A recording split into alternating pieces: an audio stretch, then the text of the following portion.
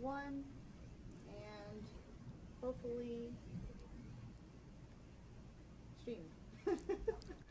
Hello, everyone. I'm Rick Zanotti, and this is eBizchat, where it's all about business.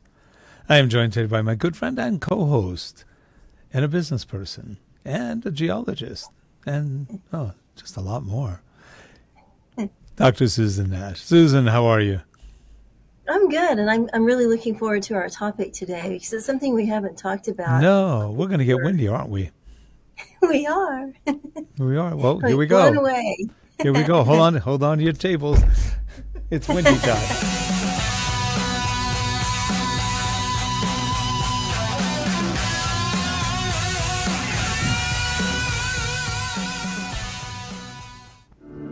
This show is sponsored by Relate Corporation, digital learning, corporate video, learning design, and management consulting.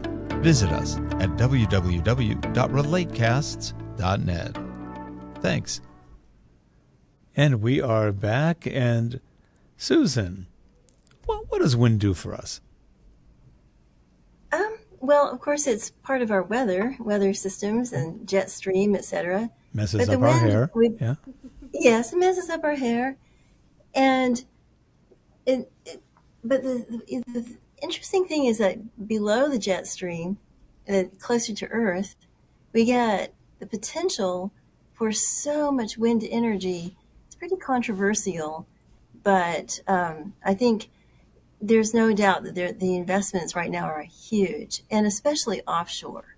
And I really learned a lot a few weeks ago when I was in Houston at the Offshore Technology Conference, and I was just shocked to see that instead of like drilling, etc., the biggest pavilion area in this enormous trade show that has, it's a technical program too, but the trade show with 60,000 people had to do with converting offshore drilling platforms into wind farms.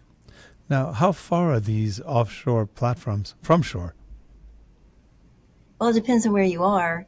I mean, you do have some that are very far out and they're ultra deep wells. I don't think that these are necessarily the platforms that are the first targets. So, for example, in Europe, a lot of them are fairly close. There's one that was just launched on May 12th. Siemens Gamesa. Gamesa is a wind company, and they're a Spanish company. They're a subsidiary of Siemens. Well, Siemens had a big stake. Now they've decided to buy the entire company and put out $4 billion despite huge technical problems they've had. But they're doing that because the investment's so huge. And so the one that was launched on May 12th has 62 wind turbines, and it's for a company called Iberdrola. It's offshore France. Are these pretty close together? For example, on a platform, some of the platforms are huge. 62 is quite a bit of turbines. I think that it's very interesting because some platforms have more than one turbine, but one platform may just have a couple of turbines. So I think it just depends. And like you said, you probably wouldn't want to have, if it's a field that has platforms that are fairly closely spaced, I'm not sure that you would want to have a wind turbine farm on every one because of interference. But these wind turbines are enormous, and they've had enormous technical difficulties in scaling up because both GE and Siemens Gamesa have had problems with the blades plunging down from the turbine and crashing to the earth or into the ocean. Oh, geez. Especially GE, because GE's used to making turbine engines and all that. You think they'd have the propeller stuff pretty controlled. But again, it's a different dynamic. It's not a moving platform per se.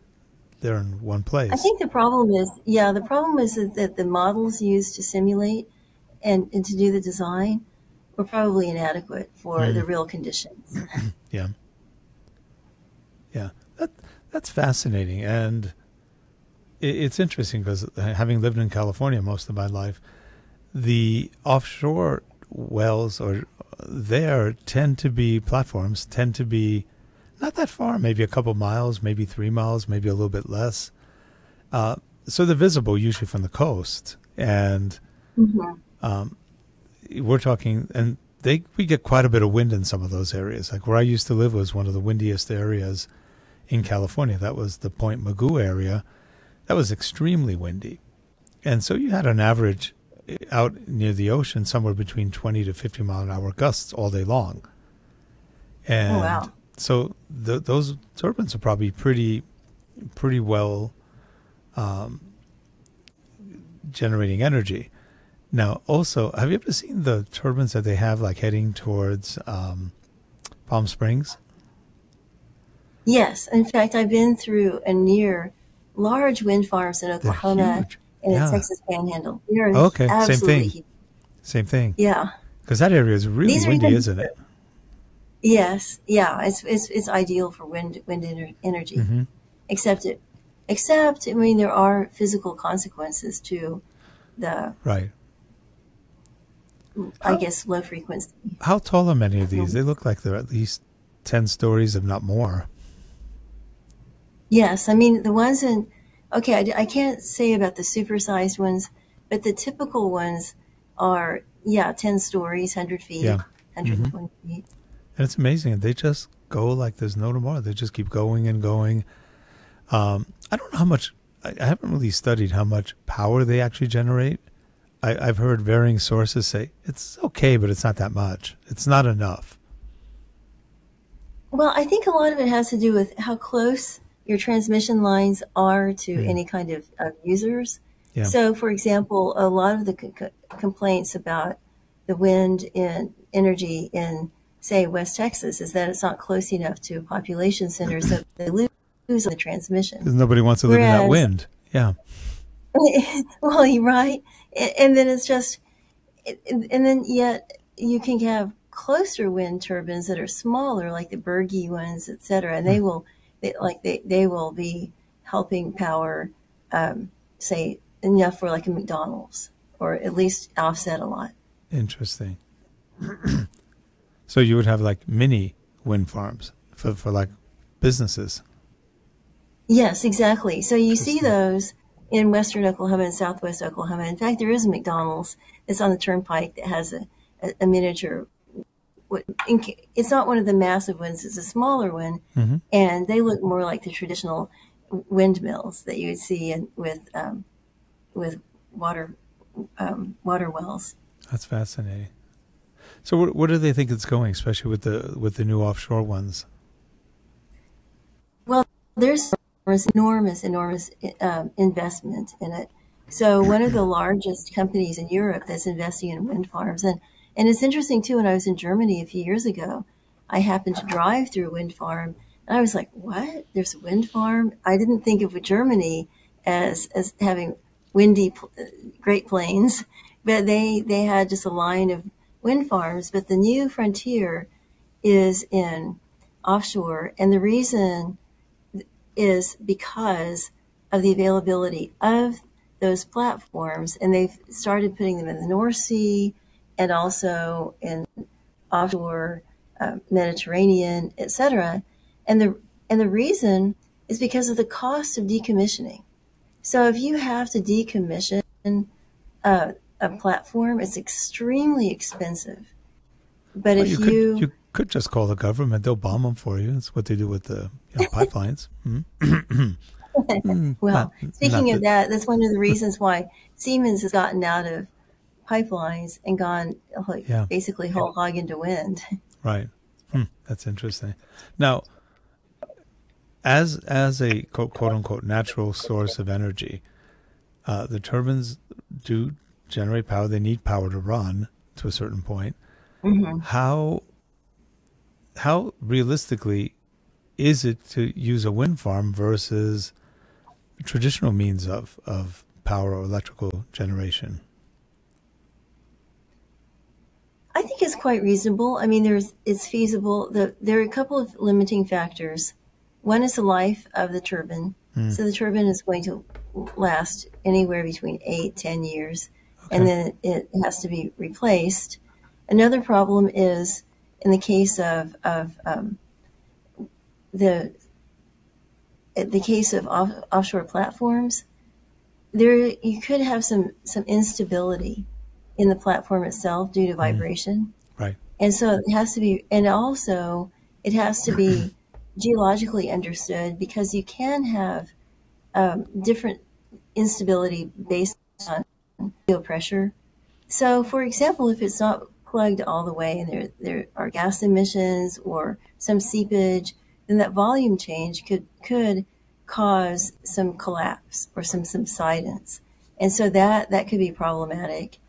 And not to mention the fact that not like methane hydrates, things like that are attributed to, like they've been the culpatory factor in the case of a lot of blowouts and accidents.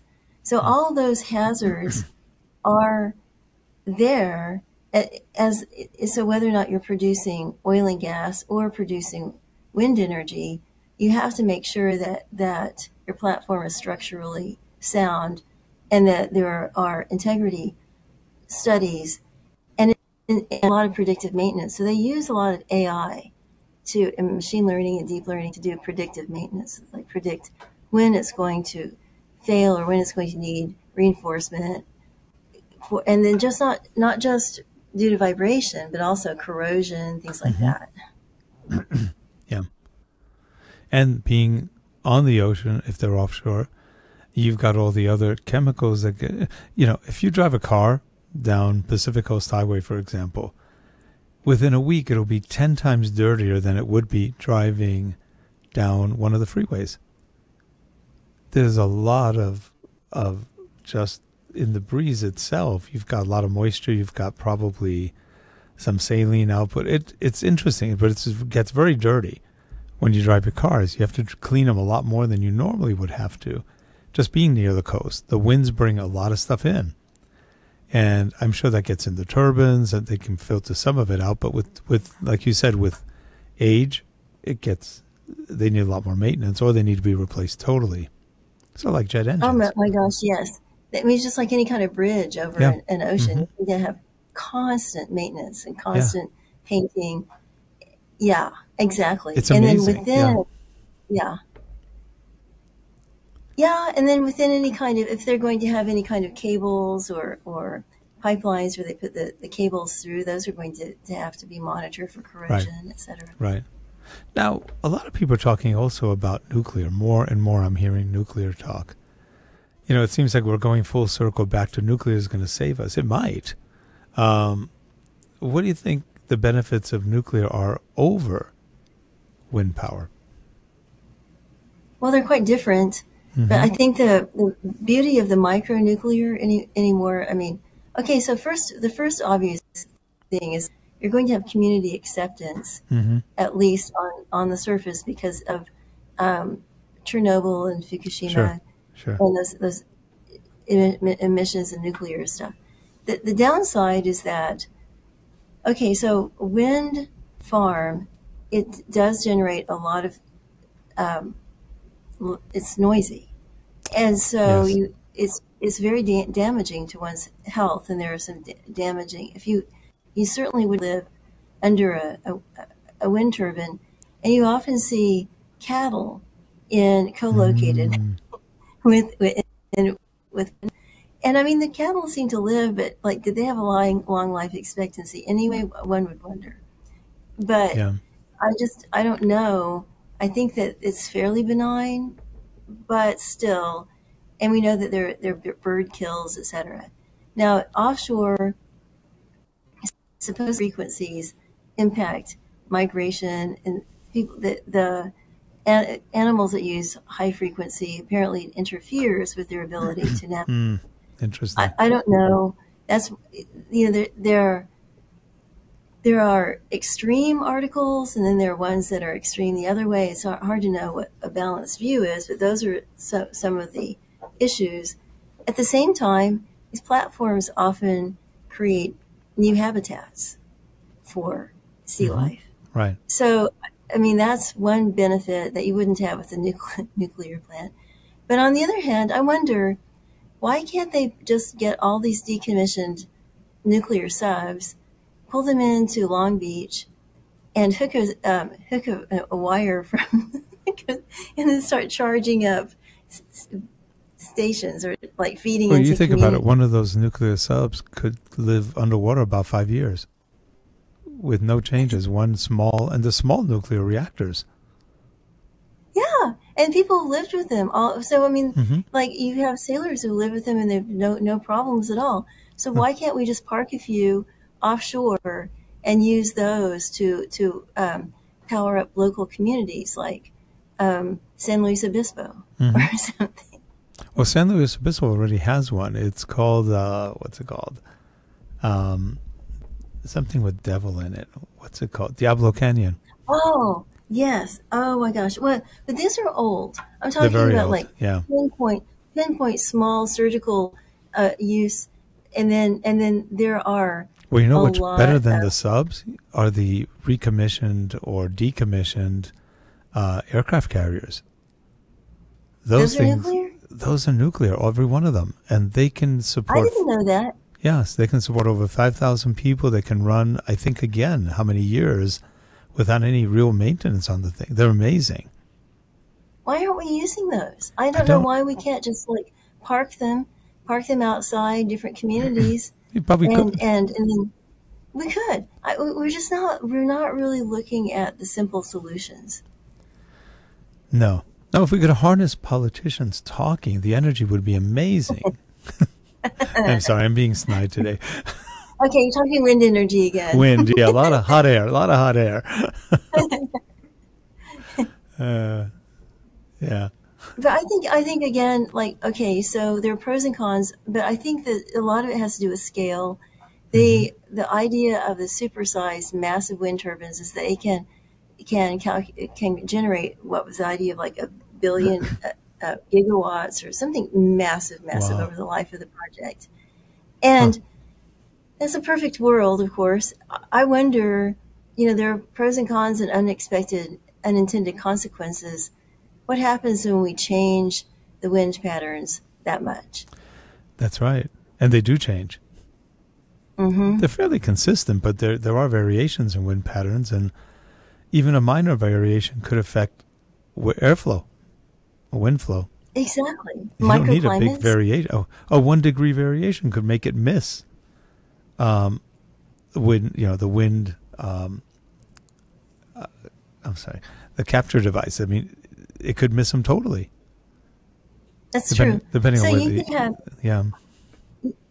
and then if you change the airflow pattern, and you can say, okay, you're still generating the wind, but what is the impact going to be on the local area? I mean, they're already saying that like solar farms obviously have an impact on the surface. Yeah. But I think, I don't know, I kind of think that we must be creative.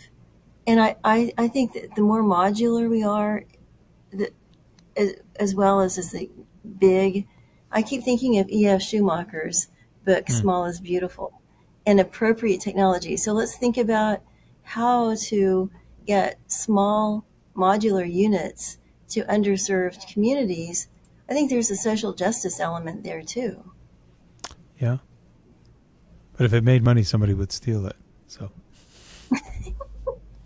it's kind of the way it works, isn't it? It's just so sad. I shouldn't watch the news in the mornings. Anyway. Yeah, just watch it at night, so then you have interesting. Then you have dreams. nightmares. It's funny. So really, jury's out on what's going to be the correct version of power generation in the future. When I think of solar, not solar, but the wind farm, the wind technology, one of my biggest concerns is to get you still need pipelines to take the energy from there somewhere else. And what are they doing to pipelines now? They're blowing them up. And I don't say that, or they're closing them for really idiotic reasons, which are political, and they're ruining power sources. And you just go, Exactly. no matter what you do, some idiot's going to try to undo it. So it just makes no sense. Well, I think that's why I like the idea of being very granular. And so yeah, then it's a lot harder to get rid of a granular unit than it is an enormous one. yeah. So if you could have smaller modular nuclear, that's safer, and Now, then what you about, could use.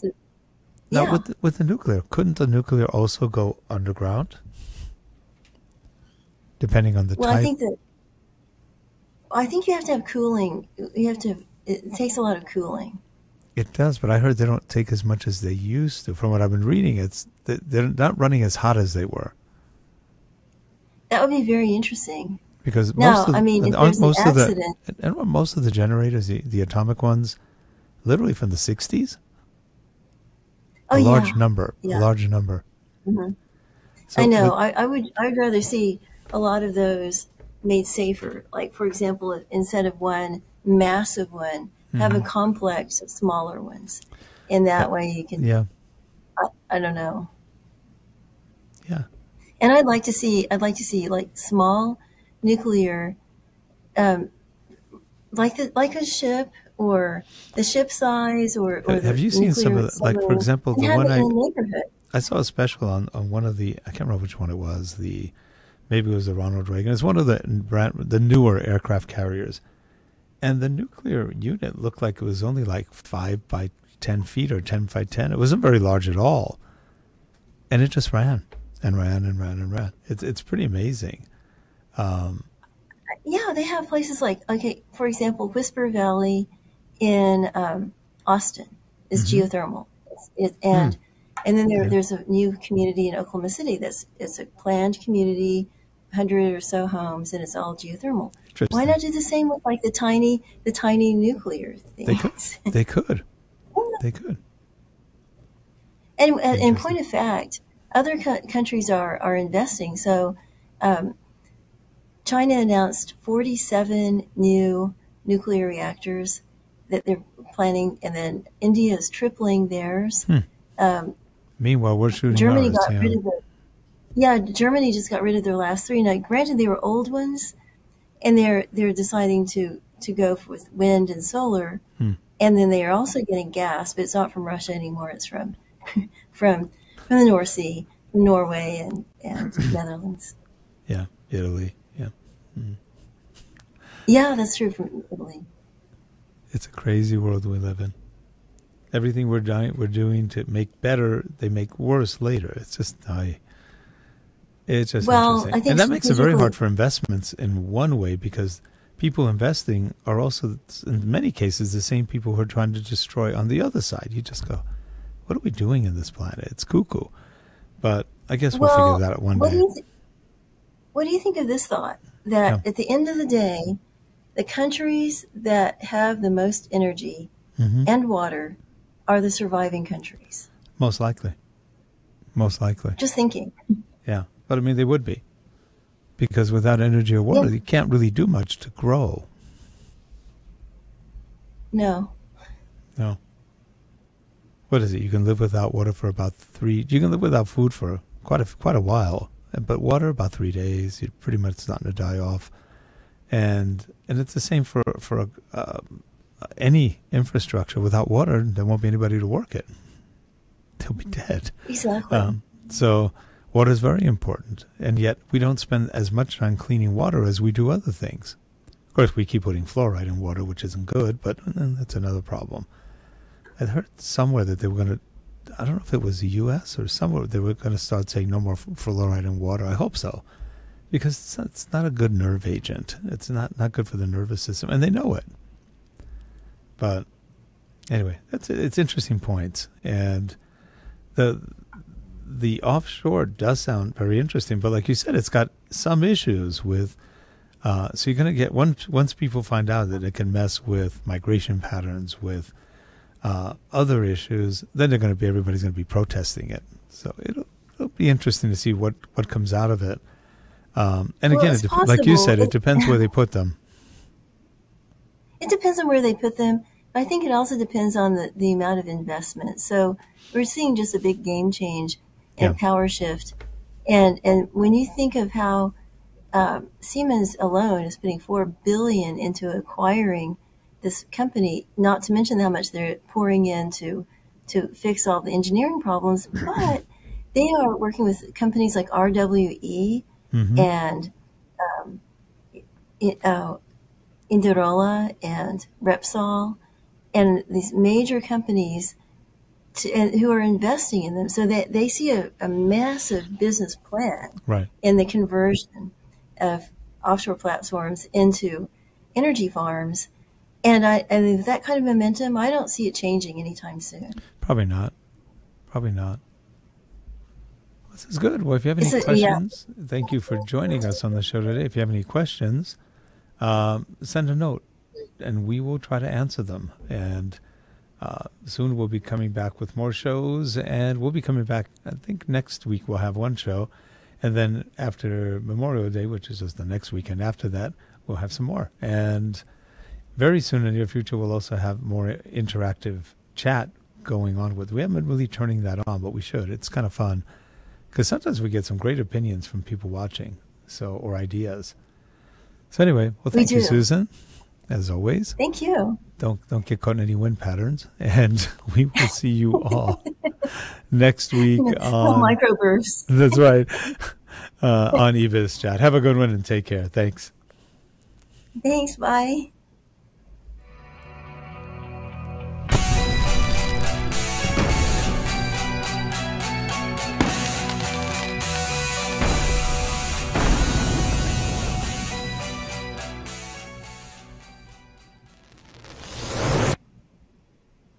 And that's a wrap.